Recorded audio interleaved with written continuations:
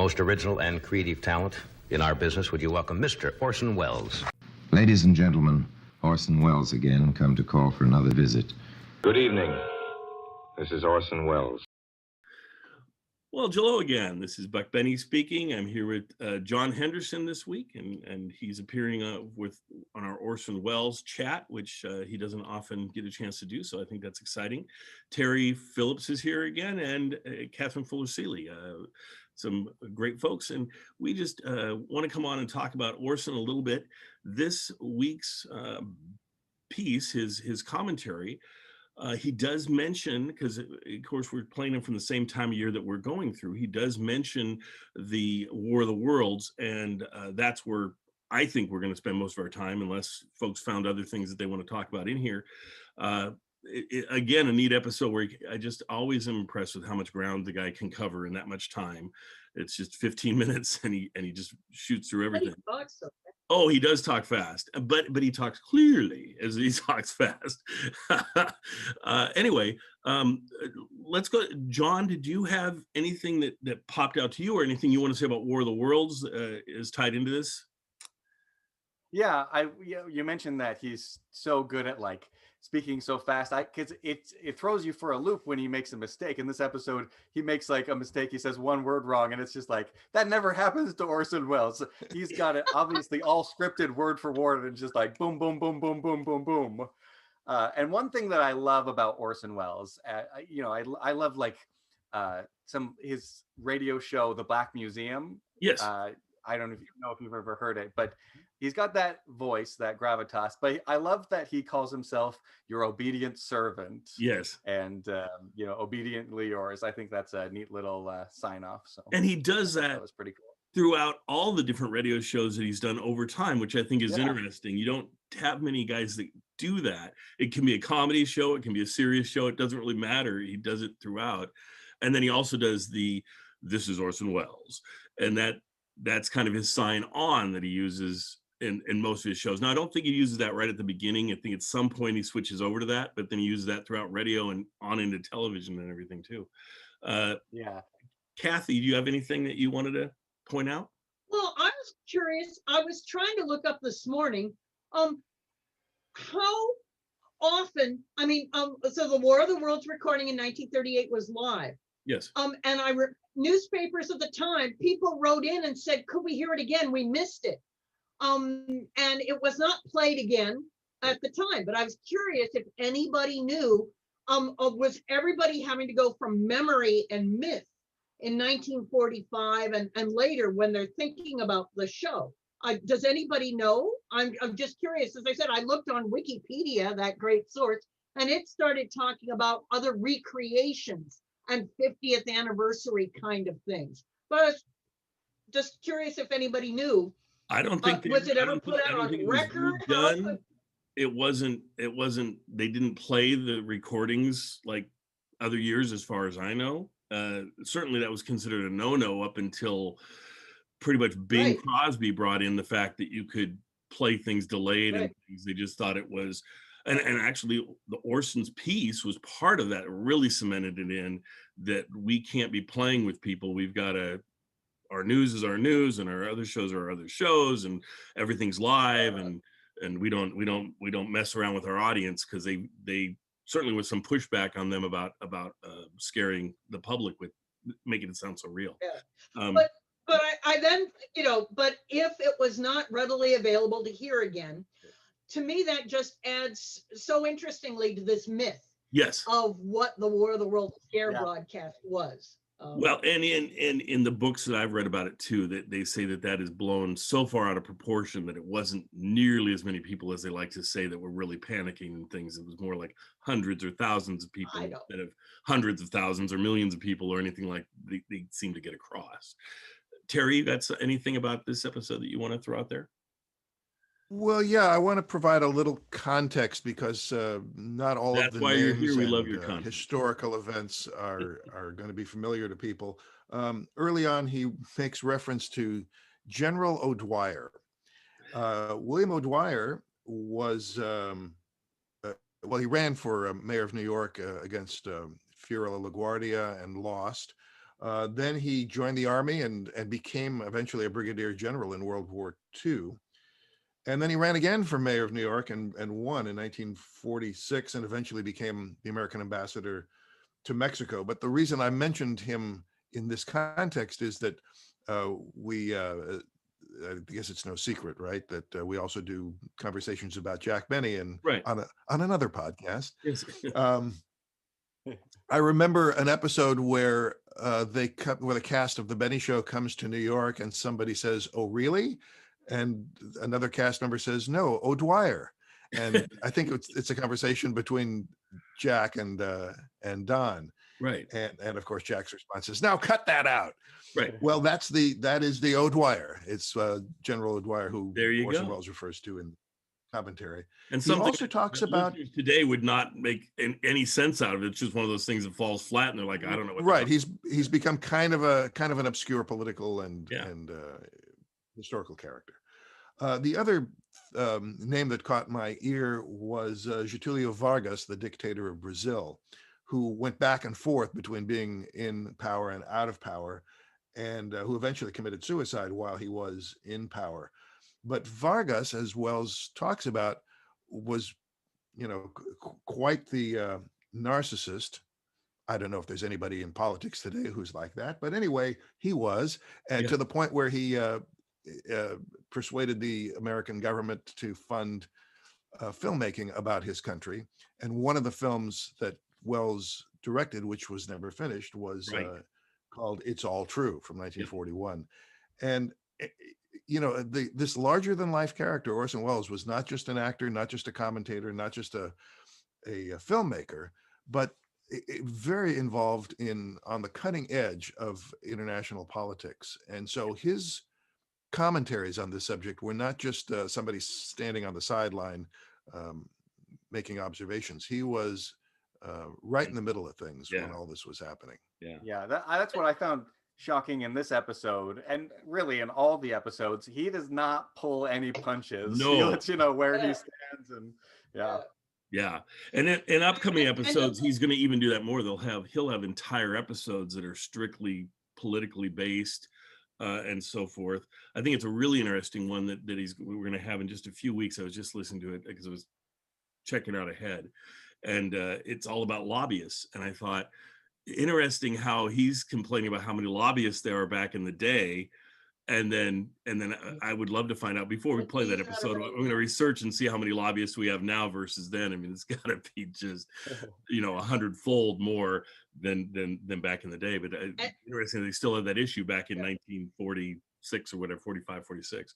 But Kathy, you were going to say something, Yeah. And to think he's only 30 years old. Yes. And I love this business of when I was down in Brazil, and I'm going, just the other week we had him in China.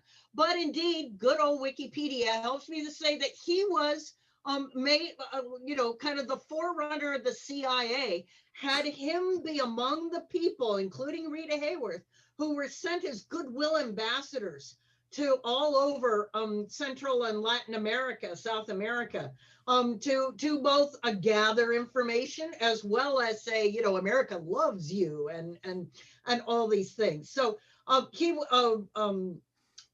Orson Welles was a staunch Democrat. He adored Roosevelt, and he was very pro-Truman, although you can see here in this broadcast, he's going, Harry, you got big shoes to fill. You got to do this and that. And it's also really impressive how forward-facing Orson was about civil rights. Here he's, complaining about the poll tax. Yeah. And in the South that kept 98% of African Americans from voting. Yeah. And things like that. So he's just, I love his fearlessness. Right. I love how he wants to, tell it like it is. And you can just see how late 40s politics is just gonna grind, shut him down as quickly as possible. So. And I don't think it's important whether viewers always agree with him or don't agree with him or his thoughts, but I think it's interesting that he presents things that we can talk about and say, this is what was going on at the time. And just kind of let you know a little bit. I mean, John does that in his podcasts all the time. What's happening in the world at the time, what's going on. And I think it's interesting that Orson brings that in. The last thing I wanted to say about War of the Worlds, though, because I listened to it again, and I was struck again. I get struck by so many different things in listening to that show, but as I was listening to it this time, I was struck by how similar it is to the way we deal with big stories that happen today. If something happens that's a huge story, the Twin Towers, whatever, there's a lot of times with pundits talking about it, a lot of times where they bring in scientists and bring in folks that can tell you, flight engineers, whatever, that can give you some insight. And this show, they do the same thing. As it's progressing, they're acting like they're interrupting a musical program that's being presented, but they interrupt with and they start bringing in folks that are scientists that can tell them, well, what do you think's going on? What do you think this is? And I just thought it was so interesting, because I don't even, if you listen to like D-Day, we certainly have lots of D-Day footage, radio shows that we have where we can listen to like the whole day or something. And even then they were breaking in and giving you updates, but I didn't hear so much of the pundits talking about it or bringing in the specialists to talk about it and things that he did. And so what he did was more like modern news does it today. And I just thought that was hugely interesting that they still cover it essentially that same way that he's trying to cover it back then, but on real news instead of fake stuff that he's doing. Yeah, I think it's interesting in this episode that he calls it the Martian broadcast, because that sounds so silly and so like, how could anybody be fooled like by that? But when you listen to it, you can see, because they take it so seriously, and like you say, they interrupt programs. So it's really an amazing broadcast. John, I wonder if that's a little bit like actors referring to the Scottish play. Yes. Yes. Not wanting to name it. Exactly. And I think that is a piece of it, because he will forevermore pretty much call it, like you're saying, he won't call it the War of the Worlds. He'll call it the Martian invasion. He'll call it the Martian show, whatever he calls it. But I think it is to play it down. I think it is to try and undercut it in lots of ways, because I think there's lots of negatives that go with it as well as positives. And so he keeps it kind of light. I think the interview we had last week that we played between Orson Welles and H.G. Wells, they did a lot of that playing back and forth of trying to keep it lighter, where the actual interviewer that was there was trying to go, well, guys, actually it was taken pretty seriously and things. And they're like, oh no, it's kind of a Halloween thing. And everybody kind of understood that that's sort of, and he's like, not really. And so you can hear there's definite not an argument, but sort of there's not an agreement as to what really happened. Right. Sort of reframing. Yes. Yes. It's really no, it's all fictional. Wasn't it great about Mars? Yeah, it was some of the first, I suppose, retconning that we have so often now, with the retcon so many things in comic books and in movies and for John and Star Trek and everything, where things get retconned. This was Orson Welles trying in his career to kind of retcon what really happened with a retroactive continuity, and saying, well, actually it was a little different than folks are saying. It was actually this, and I don't know where reality is, probably somewhere in between. Anyway, I hope everybody's going to enjoy this episode of our Orson Welles commentaries. We'll keep bringing them to you whenever John can join us. That's wonderful. And it's always great to have Terry and Kathy. Terry, you do a really good job of digging up some of the stuff that the reality of what was going on. And Kathy, you guys all just do a fantastic job. Certainly better than I could do myself. Let me put it that way, and my listeners know it. So we will let you guys go until next week. Yes, awesome. Orson Welles speaking. I've got a spy story for you today, a word from Washington, and some true confessions about the Martian broadcast. I'll get to that in just a minute. Literally millions of people are waiting to buy a new radio for their homes, waiting to see what the sets to come are going to be like. Of course, everyone knows that some of these sets will be put together by companies who have never made radios before, but who want to cash in on the big demand. Others will be made by old-timers, able to pick up manufacture where they left off in 1942. But as far as we know, no other manufacturer shares the unique position of Lear. Lear has built radios since 1930, the most exacting radios for aircraft. To be acceptable, they had to be the finest radios that could be made, and Lear has become known as the name men fly by. So Lear's experience has been at the top level of radio design and manufacture. Now, Lear is putting Lear foresight and know-how into home radios. Just for example, one of the new things you'll find in Lear radios is the Lear wire that remembers, a method of recording on wire that's built right into the set. Snap a switch and you make a lifelike record of your children's songs, your own talents, or even a radio program taken right off the air. This record can be a few minutes or more than an hour long. It can be replayed for a lifetime. Yet whatever you don't want to keep can be erased by merely recording something else right over it. There's never been anything like this in home radios before. So before you settle on any radio for your home, be sure to see the one with the nameplate Lear, L-E-A-R. Now, Mr. Wells brings you his views and opinions on events as he sees them. The opinions are his own and do not necessarily represent the views of Lear Incorporated. Exclusive from Washington. The State and War Departments have just declined to absorb the OSS, the Office of Strategic Services. I guess they figure all those spies are too tough to handle. A high source in Washington told me this morning that an executive order will shortly set up the Cloak and Dagger outfit as a new independent agency. Here's a story we couldn't tell until now. It's a swell plot for the movies, but you can take it the way I'm giving it to you. Neat. It's perfectly true. Soon after we ended the war, an OSS agent infiltrated into Nazi-controlled France. To keep the most secret of all missions, he was in contact with only one OSS man in the United States. If he was captured, tortured, he'd then be able to reveal nothing about OSS save the name of his one Washington contact. For a year, he sent out invaluable information, receiving periodic instructions from his Washington contact, but suddenly he received no more secret orders, no more curt receipts. After a time, concluding his mission was over, he slipped out of France at some peril, made his way back to Washington, reported to OSS, but in the wondrous ways of bureaucracy, his one contact had been fired months before. And when the agent from France claimed to be an OSS man, no one knew him or anything about him. He was promptly clapped into jail and suspected of being a Nazi agent. Not until many weeks elapsed was he able to escape shooting as a Nazi spy by tracing down his one-time contact to prove he was really one of the most valuable of our Cloak and Dagger boys. Well, Russia takes her place this week at the Far Eastern Advisory Commission meetings in the nation's capital. According to unimpeachable State Department sources, it was the Russians who initiated the new discussions which have led to her joining the Japanese talks. I don't think we need any better proof that Joe Stalin wants to get along with us. Word seeping back to the White House has finally begun to penetrate the closed doors and is finally reaching the ears of the tired, worried occupant of that hardback swivel chair, that famous chair in the chief executive's oval study. Inside the now gleaming, freshly painted presidential offices, there's a cold awareness of the fact that if the United States wants war with Russia, it will make that war all by itself. Russia deposits her formal entry into the United Nations with the State Department.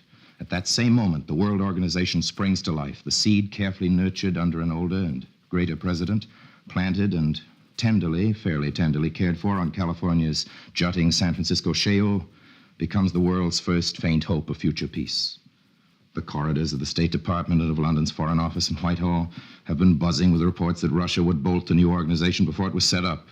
But Russia proves now that she's willing to meet us halfway toward world peace, in an organization inside of which she is certain to be badly outvoted. More good news, bad news for the vicious poll tax. Leaders of the anti-poll tax fight are now pretty sure that they're in a position to put the heat on the White House, and they think they can force the administration leaders in the Senate to ram the bill through. Harry Truman, who you know has boasted of how well he gets along with the Southern senators, is waking up to the fact that it's high time he won the support of the Negro voters of America. Just now, I think his stock with Negro voters isn't worth a penny a share. You can bet the poll tax voters will put the issue squarely up to the president. Be a real test of where he stands. Jennings Perry, publisher of the Nashville Tennessean and head of the National Committee to Combat the Poll Tax, said this week that he saw a great contradiction between America's formal intervention abroad to guarantee a free vote, when our own country is a classic example of voteless autocracy in many regions. Perry asks what the reaction would be if Bulgaria sent a delegation to the voteless nation's capital and the poll tax-paying South to investigate the absence of free elections in the United States. And speaking of elections, two vital ones affecting the ultimate political destiny of our nation take place day after tomorrow, one in New York, the other in Detroit. Should Manhattan's progressive candidate, General O'Dwyer, win by the expected overwhelming margin, substantial hustling to the left and a new love for liberalism will be very evident around the White House. Should the progressive candidate in Detroit come through as well, the political forces which won the last presidential election may be able to press those issues on which their candidates, including Mr. Truman, campaigned. Well, we turn now to the fabulous city of Rio. Beautiful Rio, Rio by the Sea. The news from there this week is that Mr. Getulio Vargas lost his job. It was a big job being president of one of the world's biggest countries, and through the years, my friend Mr. Vargas turned it into a much bigger job by throwing away all the ballot boxes in Brazil and going into business for himself. Goodwill ambassadors, like your obedient servant, were cautioned at the American embassy and elsewhere not to mention the unpleasant word, but the fact is that Getulio was a dictator. I give him his first name, Getulio, not to parade the intimate terms of our friendship, which I'm not particularly proud, but simply because that's the way he's referred to by some 43 million Brasileiros, very few of whom knew the big boss at all. Getulio it was always. He's a clever one, this Getulio of ours. You heard that the minute you got off the plane. He doesn't say much, your Brazilian friends will tell you, but he doesn't need to. Not that one, not our slick, shrewd little Getulio. He can be silent in 10 languages. Not only that, they told you he could take off his socks without taking off his shoes. Living in Brazil and in different parts of it, as I did, you got the impression that this dictatorship was being sold to the suckers by charm rather than by demagoguery. And if you got to know Getulio, as I did pretty well, this idea was strengthened. From across the room, the man you met looked like a retired candy manufacturer, a happy, chubby little granddaddy whose declining years were given over to charitable works. His defenders would tell you that this wasn't far from the truth, that under the sunny despotism of the Decada Getuliana, industrial production was increased by 1,485%, that the external debt was reduced, national parks built, highways and airports instituted. You were shown pictures of all these lovely things happening under the benevolent eye of Getulio, and then you got right up close to that eye, the real thing, not a photograph, and caught the glitter, the wily, witty, wicked glitter, the eye of an old crow, as old as sin, nesting on the Sphinx. He always had a joke for me. He knew more gossip than you'd think a dictator could have time for, and he loved mentioning by name my latest date. I was a bachelor in Brazil, to prove he knew everything I was up to. And he did. And speaking of pictures of his good deeds, I remember the night we tried to photograph one of the tenement districts in the favelas, that's the hills above Rio. Thugs surrounded us, and after a siege of beer bottles, empties of course, stones, bricks, and I hate to think what else, we retreated to a more photogenic district, clutching our Technicolor cameras as we went, and if you knew the size of the darn things, you'd grant that's no mean trick. Well, Getulio's partisans used to remind you that he unified the country, but everywhere in the street cafes, the clubs, the universities, I heard Brazilian people grumbling back at this sotto voce. Oh, yes, they said. Of course, there's no unity so perfect as the unity of slaves in a barracoon. The first year or two of the war, that grumbling was still dissipated in those charming jokes. A Brazilian specialty, those jokes. Deflating the object of ridicule, but also lowering the pressure of political discontent. The one about Vargas's picture, for example, that joke. There was a law up to last week in Brazil that every place of business must carry on its walls, prominently framed, the likeness of Getulio. According to the story, Mussolini checks in at the pearly gates of heaven, shows his identification, is tossed out for his presumption by the proper cherubim and seraphim. And Hitler appears, same thing happens to him. Finally, Vargas presents himself before St. Peter, who goes to the Almighty and says, "You've got to let in Getulio. You've got his picture on your wall."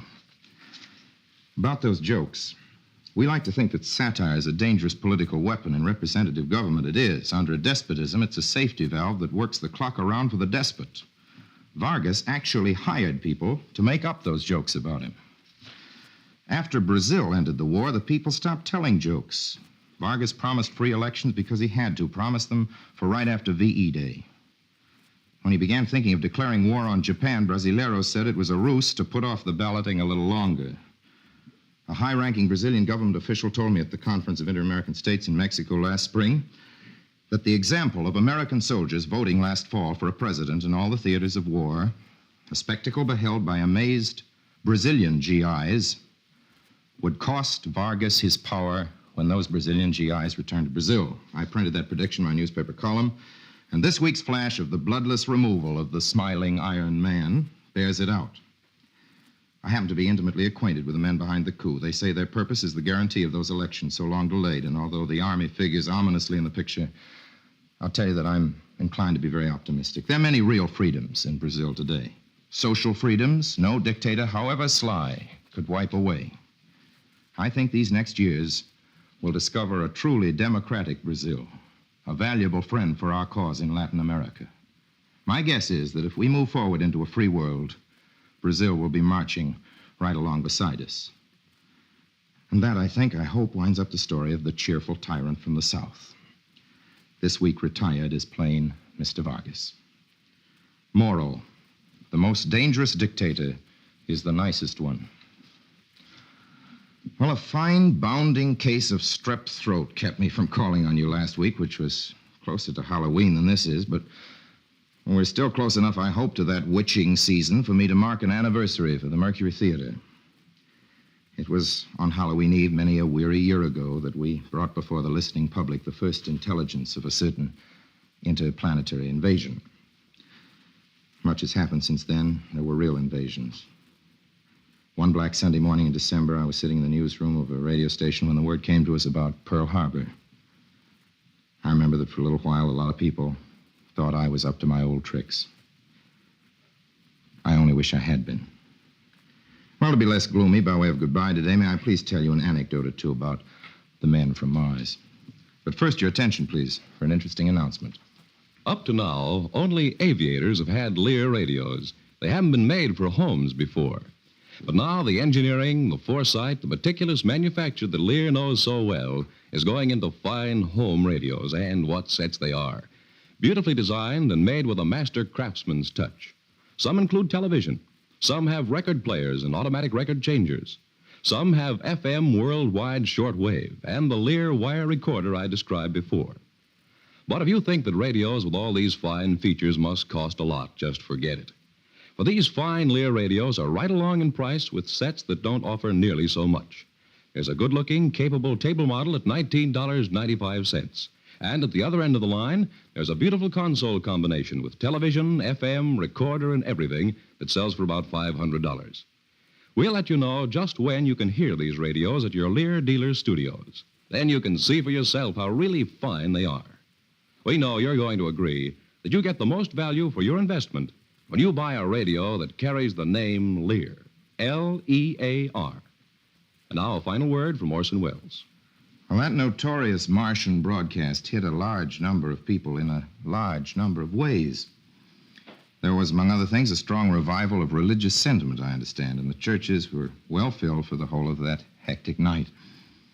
My beloved friend Jack Barrymore was taken in by his own account, and when we flashed the word that the men from Mars had taken Princeton and were on their way up Fifth Avenue, Jack went to the kennels at the back of his house, opened the doors, and told a group of bewildered St. Bernard dogs that they had their freedom.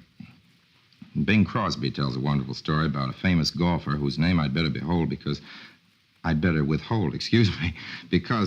Bing tells me that he'd looked upon the wine, this golfer had looked upon it when it was red and before he started listening to the show. That afternoon, it seems he'd done famously at an important match, some links in New England, and with golfer friends, he was driving back to New York with the radio going on in the car. About the time our radio actor, president, appealed from the White House for the people to keep calm, the notable sportsman gave way to honest tears. Just think, he said to his colleagues through his racking sobs, I beat my best score today, and now the world is coming to an end, and nobody will ever know about it. I wish I could tell you more, but it's time to leave you now. Please let me come to call again, and thanks for this time. Till then, speaking for my sponsors, the makers of Lear Radio, I remain, as always, obediently yours. This is the American Broadcasting Company. 10:30 at KECA, Los Angeles.